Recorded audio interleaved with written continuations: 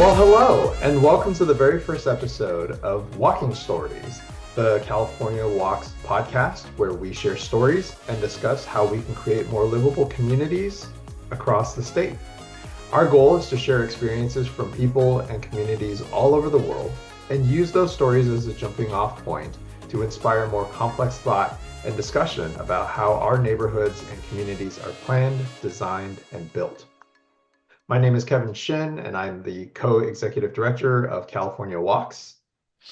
Hi, everyone. My name is Miha Babalai. I'm the other co-executive director at CalWalks. CalWalks has been a statewide voice for more than 2 decades for pedestrian active transportation safety in communities across California. We're working most closely with underrepresented communities who have historically been left out of these important conversations or have had irreparable harm done to them in the name of economic growth and development that they oftentimes only minimally benefit from. So, since this is a new podcast, we want to keep the format pretty simple.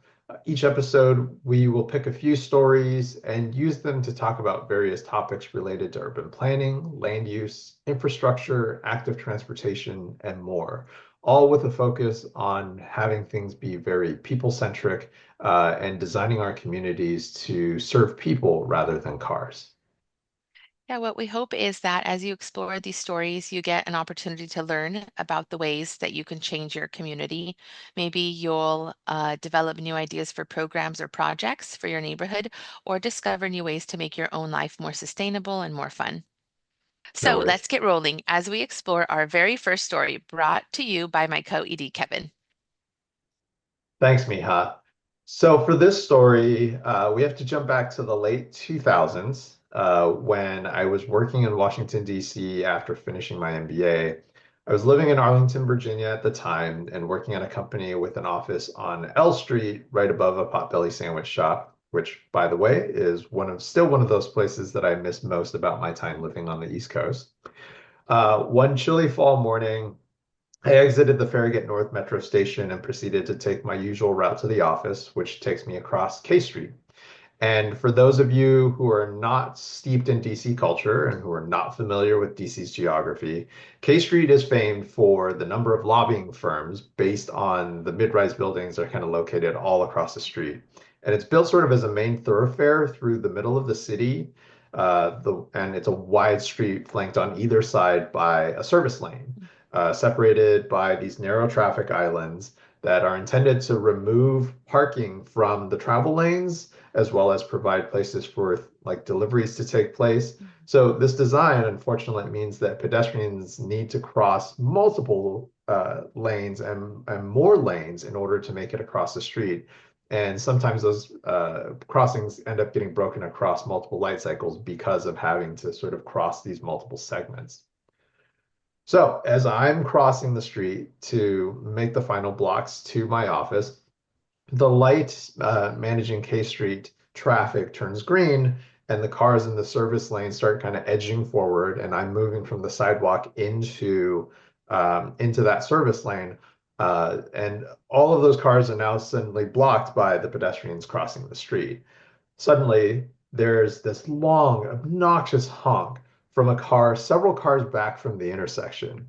The driver, clearly irate about having to wait even a brief moment, kept holding down the horn and even lowered his window and started shouting at other motorists and at pedestrians.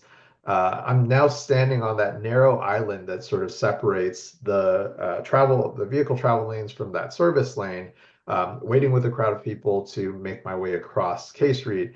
And all of us immediately turn around and glare disapprovingly at this obnoxious driver, but the honking continues.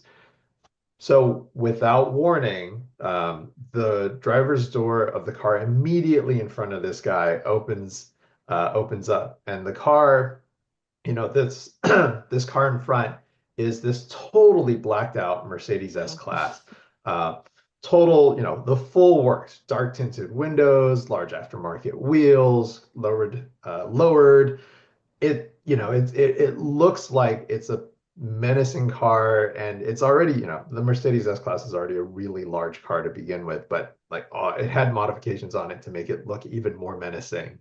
And the man who steps out of this car looks every bit the part of the vehicle, of the type of person you would expect Mm. to drive this kind of vehicle.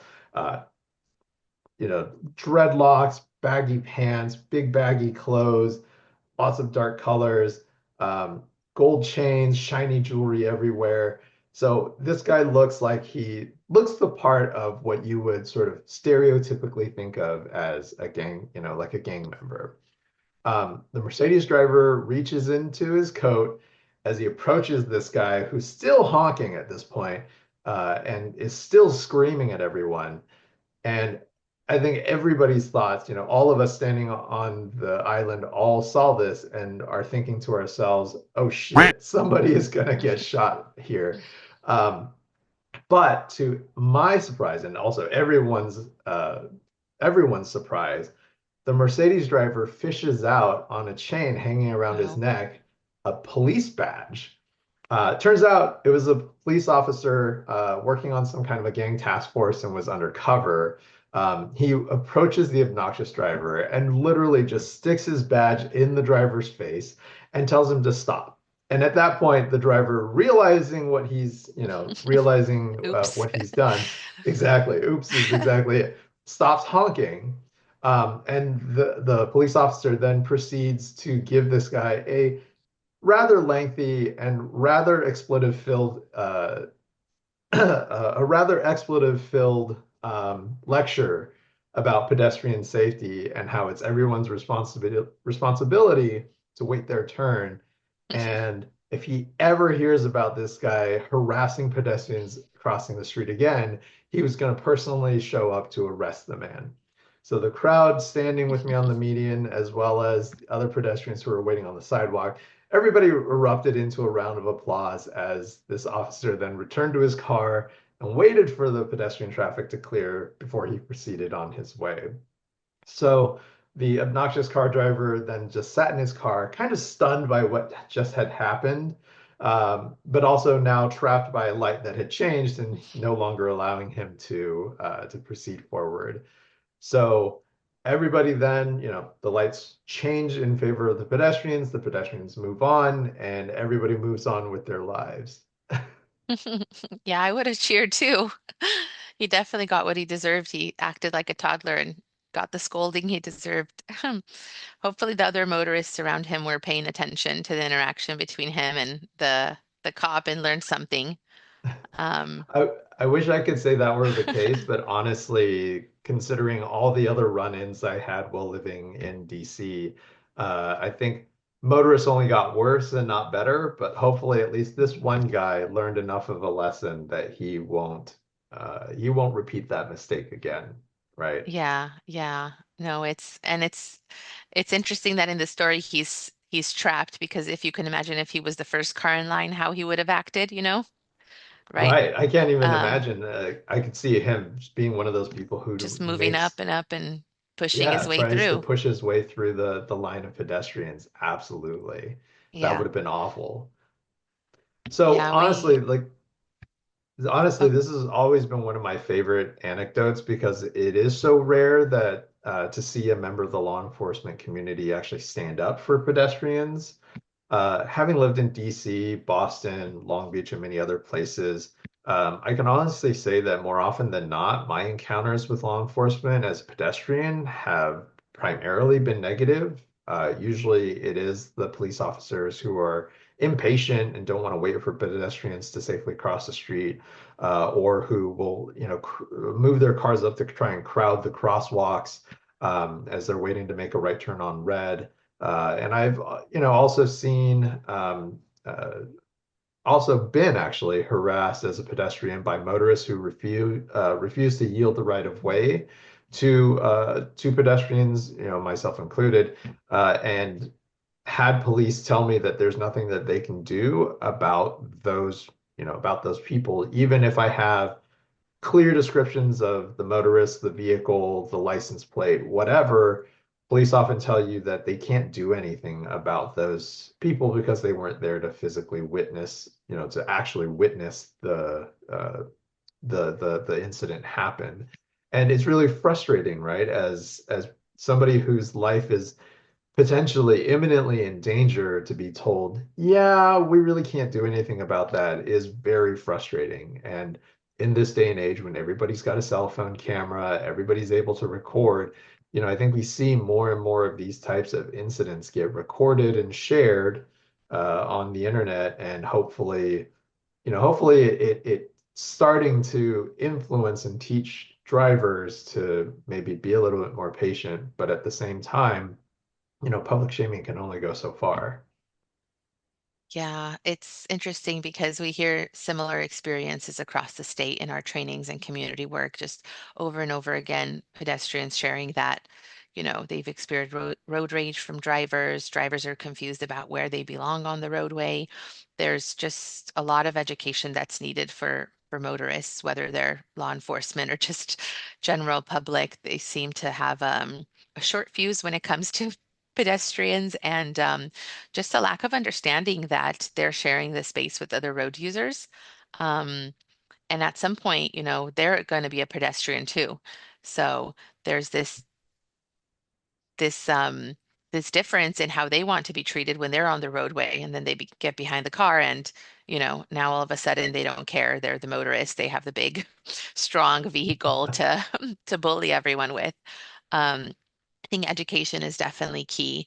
Um, the DC encounter for me really highlights the need for law enforcement education around active transportation users. I think there's a lot of different ways that law enforcement engage with pedestrians, but I think a lot of the times it's really with a lot of indifference and a lack of empathy, just a lack of understanding that pedestrians are the most vulnerable road users. And, you know, we should be looking out for the most vulnerable. We talk about that in other settings and it's understood, but for some reason, once we get behind our cars, that totally goes out the window. For sure. And I think that windshield bias, right? Like when we view things from behind the windshield, the perspective really changes in so many ways. And I think your point about everybody being a pedestrian at some point is something that I think a lot of folks fail to realize. That moment after you park that car and exit that vehicle, the moment you start crossing that parking lot to get to your actual final destination, that ultimately makes you a pedestrian. And I think people don't really consider that and don't really think about that and don't really see that short stint where they're having to actually move on these shared roadways and shared spaces with cars. They don't necessarily see themselves as pedestrians during that time. But it is important for us to sort of remind people of that and get people to understand and realize, hey, look, the things that we advocate for as California Walks, but really just as advocates in general, are less about just trying to make things inconvenient for drivers. It is really about making sure that we're focused on safety, right? And we're trying to make it so that everybody has a pleasant experience. And even if we can't necessarily get to a pleasant experience, at least a safe Safe experience in one, order yeah. to get across these limited spaces that we all have to share.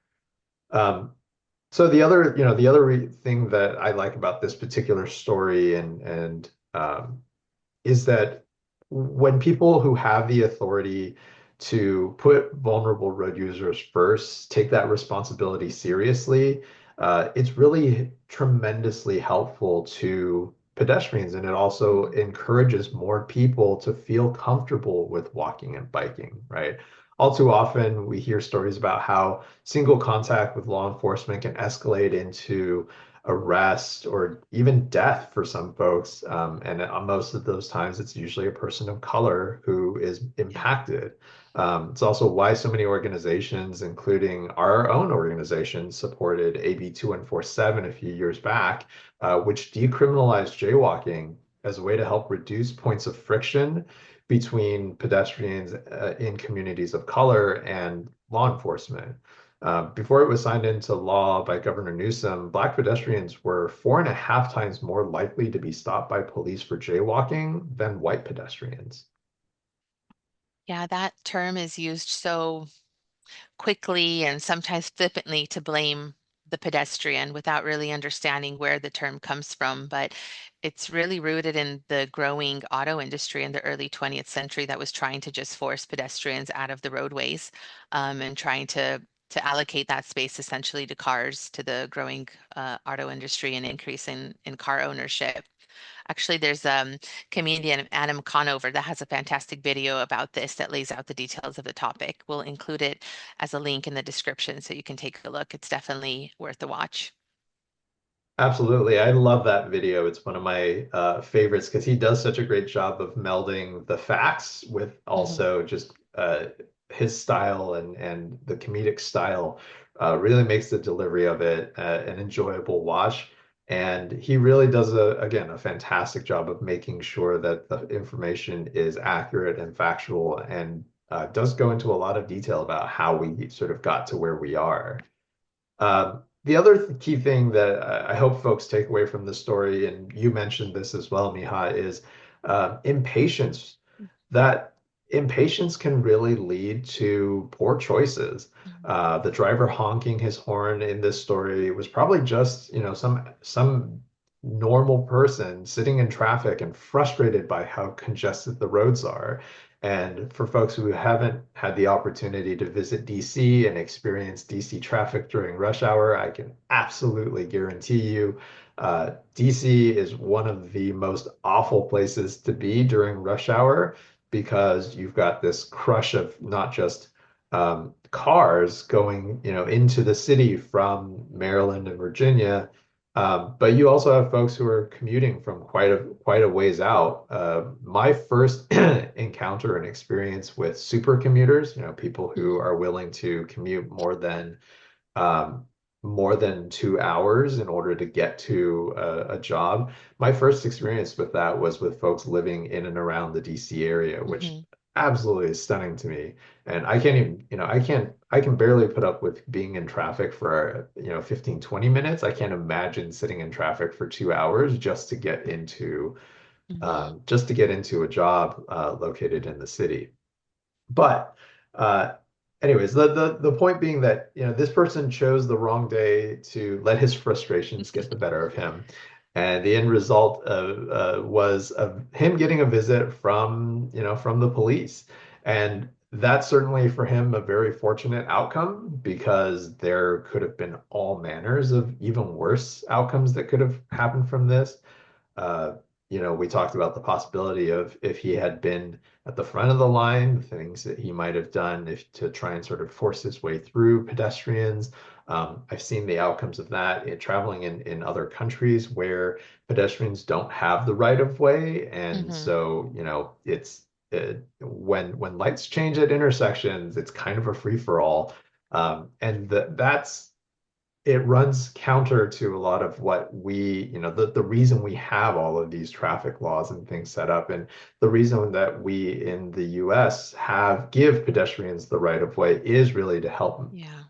help provide safety.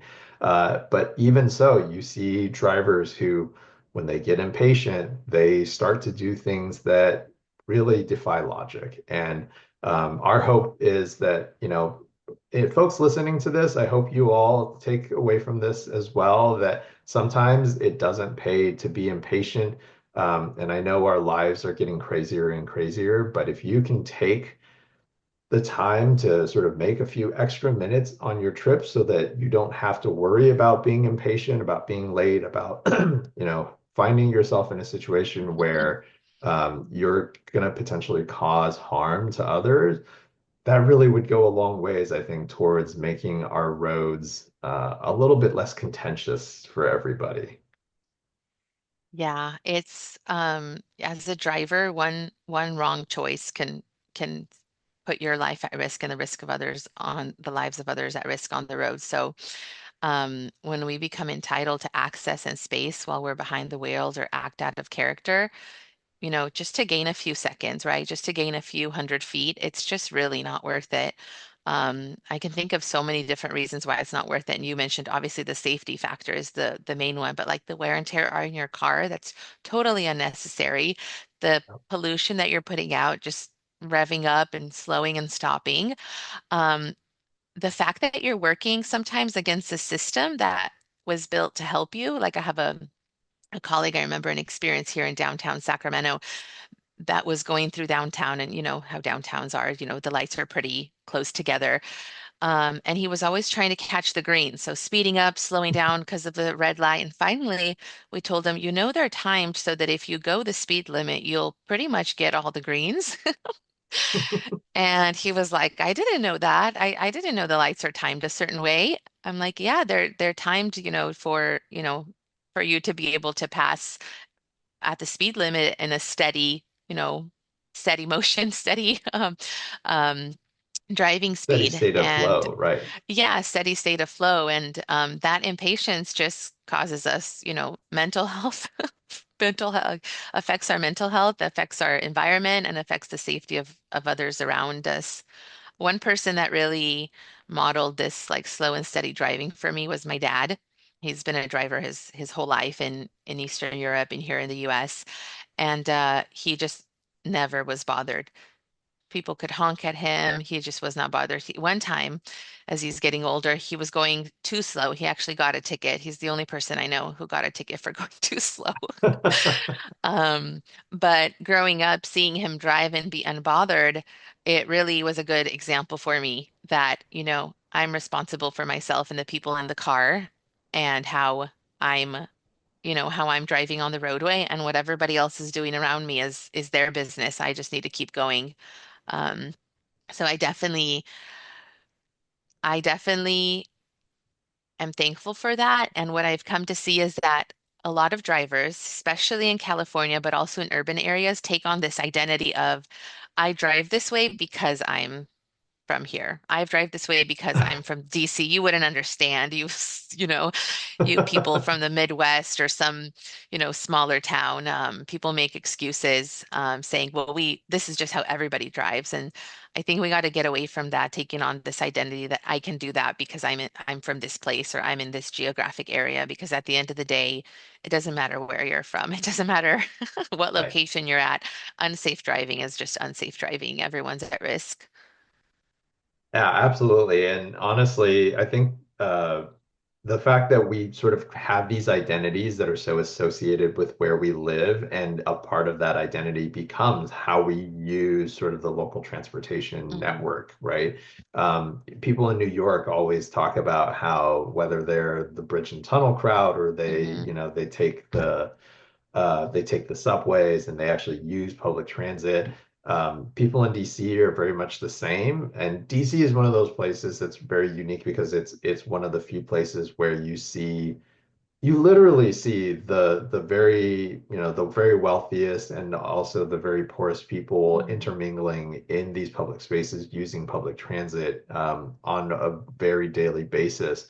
I remember during a lot of my DC commutes seeing legislators, Hmm. congressmen, and their staff and high-ranking staff officials appointed some of the appointed government officials would just take public transit into work. And I think that's something that is really like if we want our identity to identify with anything, I would rather us identify with being a society that's egalitarian enough to have everybody from all walks of life be able to Hmm. comfortably and safely use public transit, as opposed to having these identities that are so tied into Hmm. how we drive and how angry we are on the road, and uh, how we develop these reputations for being terrible drivers. I feel like that sort of is counterproductive. Um, and I think that maybe an easy place to start that, especially like your example of your dad modeling behavior, right? I think this is an important thing for us to be able to do for the next generation and for future generations is modeling the behaviors we'd like to see. So one of the first places we can choose to do that is school pickup and drop off. I Hmm. feel like every school that we work with, every school that we go and talk to, when we have the opportunity to go and observe their pickup and drop off lines, it is utter chaos. You'll see parents who we hear from parents that they feel strongly about making conditions safe for their kids, and we see that exhibited because they will follow the Yeah. rules up until the moment that kid gets out of the car. Then all Yes. bets are off, right? They will Yeah. go and do the most ridiculous and insane and absolutely crazy things, flipping U-turns in the middle of the road, in the middle, not even at an intersection, speeding as soon as they can, Yeah. all kinds of these crazy behaviors that you know very well, like they want to protect their own kids, but when it comes to the safety of other kids, all of a sudden it all goes out the window. Yeah. And if we can just get those parents to just start thinking about how that models behavior that actually is very destructive in the long run, right? It has the Hmm. potential to cause so much harm and injury, and especially to a kid. And not to mention the staff that are out there having to sort of manage that process and manage that situation. I really think that if we want to start anywhere, that's an easy place to start. Yeah, we could probably have a whole podcast on school drop off and pick up Oh, for issues and sure. yeah, just behaviors around that and kind of programs and things like that that communities can put into place because it is one of the reasons we get contacted the most Yeah. In at fact, if CalWalks. folks want to hear that as a future podcast, please tell us in the comments Yeah. below. Well, we don't want to make people feel unsafe to go out and walk, but what we really want to highlight is that there are many people, from parents, school officials, grandparents, community-based organizations. There's just a lot of folks that are are working diligently in their communities to make their communities safer, and we don't hear about that. Um, we hope that people, take all of this to heart and also, that we get involved in our own communities. That's the place we can make the most impact. And just to remember that, um, our communities belong to us, so we should feel comfortable walking. We should feel comfortable being out there with our kids. We should feel comfortable taking our pets out. And if we don't, that there's different things that we can do to help improve safety. And I think some of the podcasts in the future are going to go into more details and more examples of that. Um, but at the end of the day, um, you know, I'll just get back to that. We're all pedestrians. And what we saw in COVID is that walking rates significantly went up. People really wanted to walk for exercise, for pleasure, for commuting, for a lot of reasons. And if we're given the Right. chance to walk, right, most people were at home. We take it. And yeah, that for me is one reason that why I'm still, doing this work is that walking is such an essential part of our everyday lives. And I hope that one day we can get back to a place where walking isn't looked down on as like some, a lesser means of travel, where we don't impose identities on people because they're walking, they're choosing to walk versus driving versus, other modes, that we can get back to a place where walking is just it's the first thing we do when we grow up, right? It's one of the first skills we learn. It's one of the last things that we might lose as we get older and want to hold on to.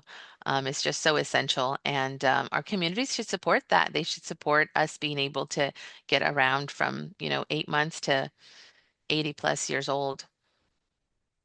Absolutely. And I couldn't agree with you more. I think that 8 to 80 sort of 8 to 80 approach of looking at everything from the perspective of, can we make this safe for people who are so young or so, all the way through so old, and make it so that they feel comfortable and accessible. So I think that that's absolutely something that we should strive for, and something that, as our communities are going through and undergoing the changes that inevitably happen, right? I think that's something that people recognize at this point, is that change is inevitable and things are going to change. And so if we have a way to direct that change, if we have a way to influence that change, work with your community to figure out how to make that change Yeah. better, not just for one type of person or one type of user, but to try and make it as comfortable and as flexible and as usable for everybody in that community, for the largest number of people in that community,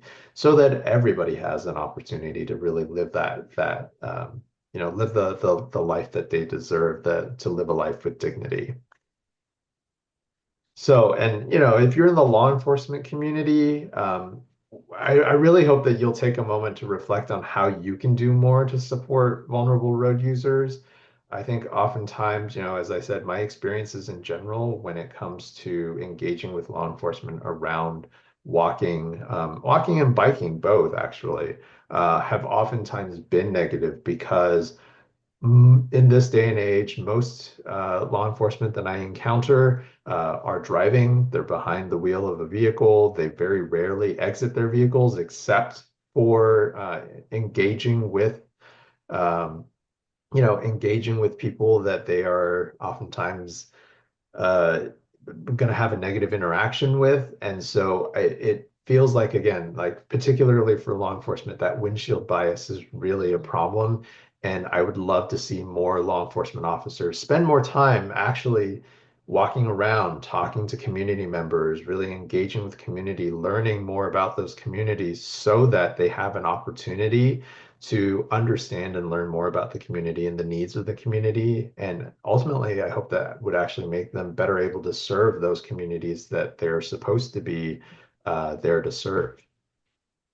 And with that, we'll bring this first episode of Walking Stories to a close. Tune in next month for our second episode, where we'll share more stories and discuss more ways to make our communities more livable. And you can support our work by visiting calwalks.org/donate or by purchasing your very own CalWalks t-shirt like this one Mhm. at our online store. Links are in the description, or you can visit calwalks.org/merch store to get your t-shirt. And we hope that you'll take the opportunity also to share this podcast with others in your community. We're new, but we also hope that over time we'll be able to develop a library of different stories and experiences so that you have a broad variety of experiences to be able to share with people in your community and really help. We really hope that this will help them to understand the value of making your communities more walkable and more accessible and hopefully more livable for everyone in that community. Yeah, thanks for sharing your time with us. We look forward to bringing you more walking stories. Until next time. All right, thanks everyone.